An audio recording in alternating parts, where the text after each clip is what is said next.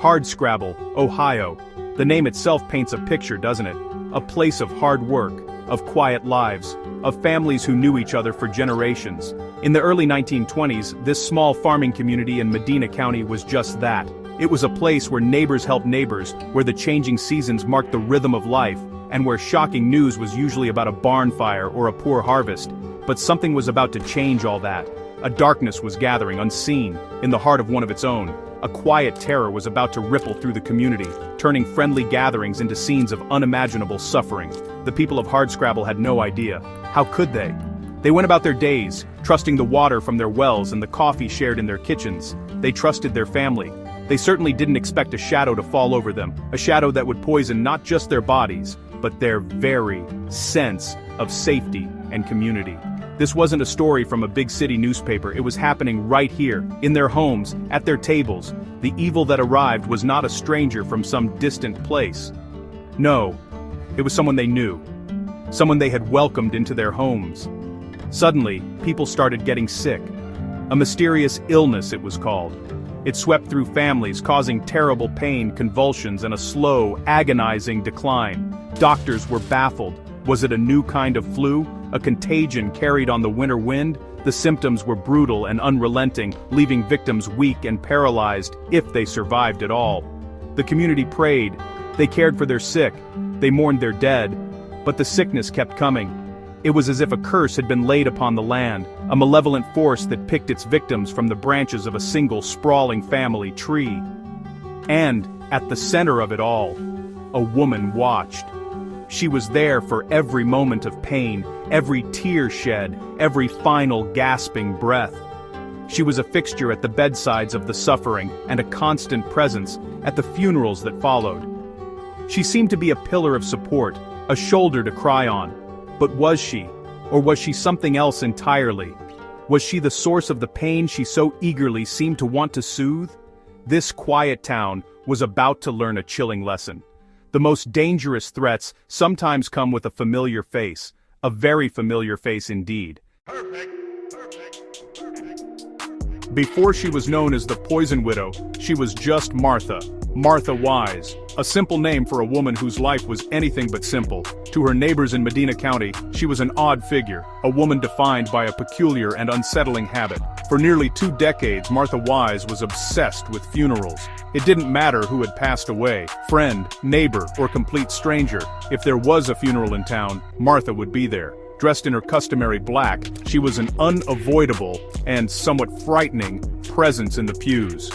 Her behavior at these services was legendary. It was not quiet, respectful mourning. Oh no. It was a performance of grief so extreme it made others uncomfortable. She would wail loudly, her cries echoing through the silent church. She would rock back and forth, her body convulsing with sobs that seemed to come from a place of profound, almost theatrical despair. Townspeople would exchange uneasy glances. Children would hide behind their parents. Her emotional outbursts were so intense, so over the top, that they often overshadowed the genuine grief of the actual family, leaving many to wonder about the woman who seemed to feed on sorrow. Was it simply an unusual way of processing her own past losses, or was it something darker, a fascination with the finality of death, a need to be at the center of any drama, even the somber drama of a funeral? No one could quite figure her out. She was a part of the community, yet she always seemed to be on the outside looking in, a spectator to life's most painful moments. This strange obsession, this hunger for proximity to death, was a bizarre quirk. But soon, it would be seen in a much more sinister light. It was a clue, hiding in plain sight.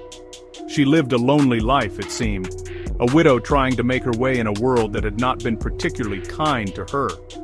People felt a certain sympathy for her, even with her odd ways. They saw a woman who had known hardship and perhaps deserved a bit of grace.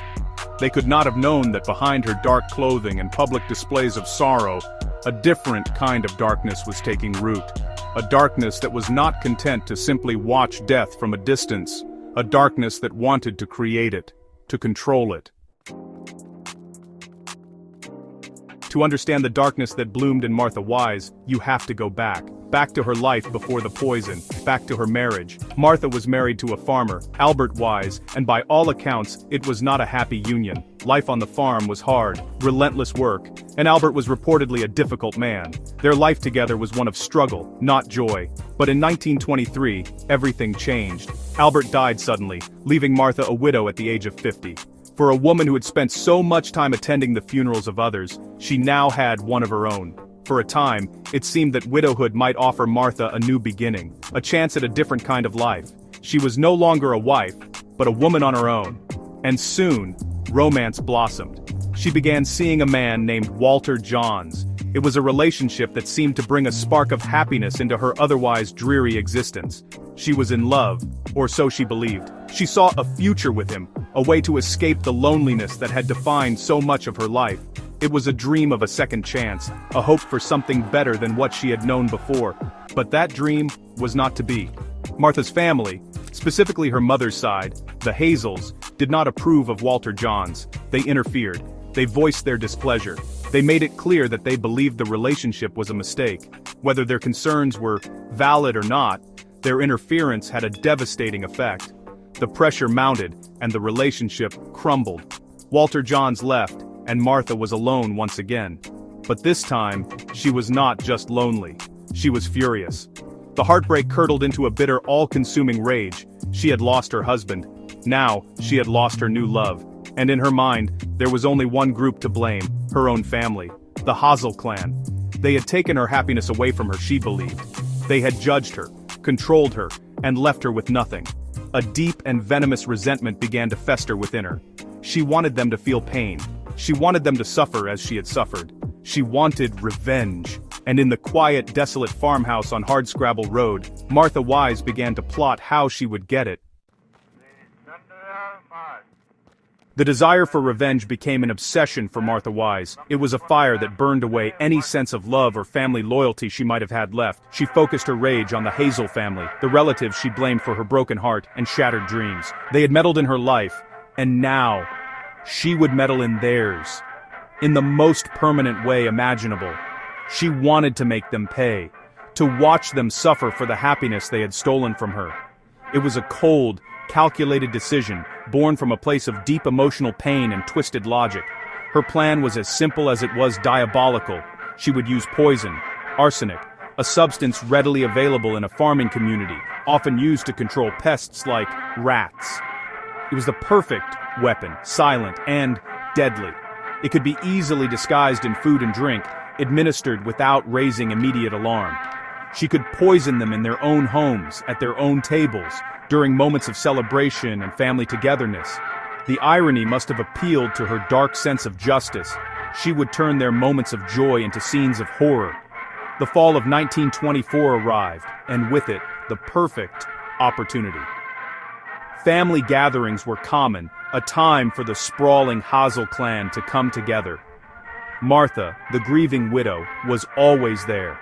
At one such event, she made her first move.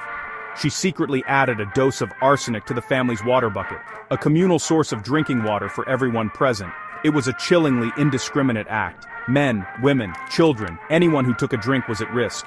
She watched as her relatives drank the poisoned water, her face a mask of feigned normalcy. Soon after, the sickness began. One by one, family members fell ill with violent stomach pains, nausea, and excruciating cramps. It was the beginning of a reign of terror that would last for months. Over the New Year's holiday, she struck again, this time lacing the coffee pot with her deadly powder. More relatives became violently ill. The family was in a state of panic and confusion, unable to understand the source of their shared misery. And through it all, Martha was there, offering a helping hand, a comforting word, all while knowing she was the architect of their agony. As winter deepened in early 1925, so did the mystery and, the death toll.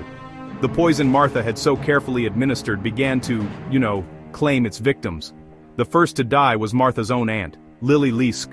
Her death was slow and agonizing, marked by the terrible symptoms that were, by then, becoming all too familiar within the Hazel family. The community mourned, believing she had succumbed to some terrible unidentified illness. Martha, of course, was at the funeral. She was a prominent mourner, her wails of grief echoing for all to hear. No one suspected she was crying crocodile tears over a death she had caused herself. But the terror did not end there. The poison continued its insidious work. Next to fall were Lily's parents, Sophie and Fred Hazel, Martha's own mother and stepfather. They too endured the brutal effects of the arsenic, their bodies racked with a pain that doctors were, honestly, powerless to stop. Their deaths followed in quick succession, plunging the family and the small community of Hardscrabble into a state of profound shock and fear. 3 deaths in one family, all from the same mysterious ailment. It was no longer just a tragedy. It was, well, a terrifying pattern. In addition to the 3 who died, more than a dozen other relatives suffered. They were the lucky ones, the ones who survived. But survival came at a terrible price. Many were left with debilitating, lifelong health problems. The arsenic had ravaged their nervous systems, causing paralysis and chronic pain that would, unfortunately, follow them for the rest of their days. Even Martha's own children were not spared from her campaign of vengeance. They too were sickened by the poison their mother had so carelessly spread. Her rage was so blind it consumed everyone in its path. Through it all, Martha played her part. She was the concerned relative, the helpful neighbor, the grieving daughter. She tended to the sick, she comforted the mourning, she brought food to the afflicted households, perhaps, checking to see if her poison had been effective. To the outside world, she was a woman overwhelmed by a string of family tragedies, but in reality, she was the director of the entire horrifying play. She was moving among her victims, a specter of death hidden behind a veil of false sympathy, waiting for her next opportunity to strike. While the family was consumed by grief and fear, a few people were starting to ask questions. 3 sudden deaths, all with the same violent symptoms, all within the same family. It was just too much to be a coincidence. Local law enforcement, led by Medina County Sheriff Fred Rochon, began to feel that something was deeply wrong. This didn't seem like a natural outbreak of disease. It felt like, well, something far more sinister was at play. The sheriff decided to launch a formal investigation, a decision that would finally start to unravel Martha Wise's web of deceit. The investigation began where it should, with the victims. The sheriff ordered the bodies of the 3 deceased family members, Lily, Sophie, and Fred Hazel, to be exhumed. It was a grim task, but a necessary one. Autopsies were performed, and the pathologists were looking for one thing in particular: poison. Their suspicions were quickly confirmed. The tests came back positive for massive amounts of arsenic in all 3 bodies. This was no mystery illness. This was murder, cold-blooded and calculated. The question was no longer what had happened, but who had done it. With murder confirmed, the sheriff's investigation turned to the source of the poison. Where did the arsenic come from? Sheriff Rochon and his deputies began a methodical canvass of local drugstores and pharmacies, asking a simple question: had anyone recently purchased a large quantity of arsenic? In a small community like Medina County, such a purchase would be memorable. And indeed it was. A local druggist remembered a customer, a woman who had bought an unusually large amount of arsenic on several occasions, claiming she had a terrible rat problem at her farm. That woman was Martha Wise. The trail of poison led directly to her door. The connection was undeniable. She was present at every family gathering where people fell ill. The victims were the very relatives she blamed for ruining her life, and now she was directly linked to the murder weapon itself. The grieving widow was suddenly the prime suspect. For Sheriff Rochon, all the pieces of the puzzle were clicking into place. It was time to pay Martha Wise a visit. The charade was about to come to an end. When Sheriff Rochon and his deputies arrived at Martha Wise's farmhouse, they found the very woman they expected, a somber widow seemingly lost in her grief. They confronted her with the evidence, the autopsies, the arsenic, the druggist's statement. At first, Martha denied everything. She played the part of the shocked and wrongly accused victim, just another member of a family torn apart by tragedy. But the sheriff was persistent. He pressed her, laying out the facts one by one, a chain of evidence that was closing tightly around her. The pressure began to build, and then she broke. The facade of the innocent widow crumbled, and the truth, bizarre and chilling, came pouring out. Martha Wise confessed. She admitted to everything. Yes, she had bought the arsenic. Yes, she had poisoned the water bucket and the coffee pot. She admitted to poisoning 17 of her relatives, leading to the agonizing deaths of 3 of them. But her confession came with a strange and unsettling twist. It wasn't her fault, she claimed. She was not the one to blame for these horrific acts. In a rambling, almost incoherent statement, Martha tried to explain her actions. She told the sheriff that she had been compelled by a force beyond her control. A man had appeared to her, a dark figure who whispered in her ear and told her what to do. At other times, she claimed it was spirits, or even the devil himself, who had possessed her mind and guided her hand. This devil, she said, had tempted her, promising her that poisoning her family was the only way to solve her problems. It was a confession steeped in the superstition and fear that had likely governed much of her lonely life. Was she truly delusional? Did she genuinely believe that she was acting on orders from some supernatural entity? Or was it a desperate, last-ditch attempt to evade responsibility for her terrible crimes? A way to paint herself as a victim of demonic influence, rather than a cold and calculating killer. The authorities listening to her confession were skeptical. To them, it sounded less like a story of demonic possession, and more like the excuses of a woman who had been caught. The devil didn't make her do it. Rage did, and now she would have to answer for it. The news of Martha Wise's confession spread like wildfire through Hardscrabble and beyond. The quiet farming community was utterly stunned. The woman they had seen weeping at funerals, the odd but seemingly harmless widow, was a mass poisoner. The story was sensational, a shocking tale of domestic horror that quickly captured the attention of the entire nation. Newspapers from coast to coast ran headlines about the poison widow of Hardscrabble. Martha Wise, the obscure Ohio farm wife, was suddenly one of the most infamous women in America. The stage was set for a trial that would be anything but ordinary. In May of 1925, Martha Wise stood before a packed courtroom in Medina, charged with first-degree murder. Her trial was a spectacle. Reporters crowded the benches, eager to send out every lurid detail to a fascinated public. Her defense attorneys argued that she was not guilty by reason of insanity. They pointed to her bizarre confession, her claims of being controlled by the devil, as proof that she was not of sound mind when she committed the crimes. They painted a picture of a simple, superstitious woman, broken by life and driven mad by grief and loneliness. The prosecution, however, presented a very different picture. They argued that Martha's actions were not the result of insanity, but of cold, calculated malice. They detailed her motive, revenge against the family members who had interfered with her love life. They presented the evidence of the arsenic purchases, the exhumations, and the devastating testimony of the surviving victims who described the agony she had inflicted upon them. They dismissed her devil story as a self-serving lie, a convenient excuse concocted after she was caught. They argued she knew exactly what she was doing. The jury agreed with the prosecution. After deliberating for just 1 hour, they returned with their verdict: guilty. Martha Wise was convicted of the first-degree murder of Lily Lisk. The judge sentenced her to the maximum penalty allowed: life in prison.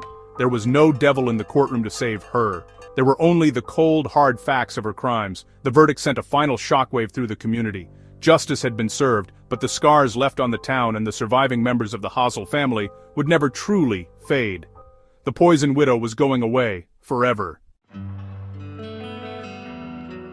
Martha Wise was sent to the Ohio Reformatory for Women to begin her life sentence. The woman who had been obsessed with funerals now faced a living death of her own, confined behind prison walls. The national spotlight faded, and she settled into the monotonous routine of prison life. For decades, she was just another inmate, her sensational crimes slowly receding into the annals of true crime history. She was reportedly a model prisoner, quiet and cooperative. The fiery rage that had driven her to murder seemed to have been extinguished by the long, empty years of incarceration. Then, in 1962, something unexpected happened. After serving 37 years, a 79-year-old Martha Wise was granted a surprising commutation. Her sentence was reduced to second-degree murder, and she was paroled for good behavior. She was a free woman, but freedom, it turned out, was not so simple. The world had changed dramatically since 1925, and she was an old woman with a notorious past. No family members wanted to take her in. No nursing homes would accept the poison widow. She was an outcast, with nowhere to go. Her taste of freedom was fleeting. After just 3 days of being shuffled around, unable to find a single person willing to give her a home, the authorities gave up. There was no place for her in the world she had fought so desperately to re-enter. Her parole was revoked, and a defeated Martha Wise was returned to the Ohio Reformatory for Women. It was the only home she had left. She had traded one kind of prison for another, and in the end, the walls of the reformatory were where she belonged. Martha Wise would never leave prison again. She lived out the remainder of her days in captivity, a living relic of a dark and violent past.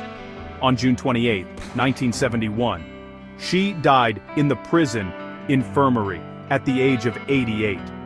Her long, strange, and tragic life came to a quiet end. The woman who had made a spectacle of so many funerals had a final, lonely one of her own. Her death marking the final chapter in the chilling tale of the Poison Widow of Hardscrabble, a story that serves as a dark reminder of the poison that can hide in a broken heart.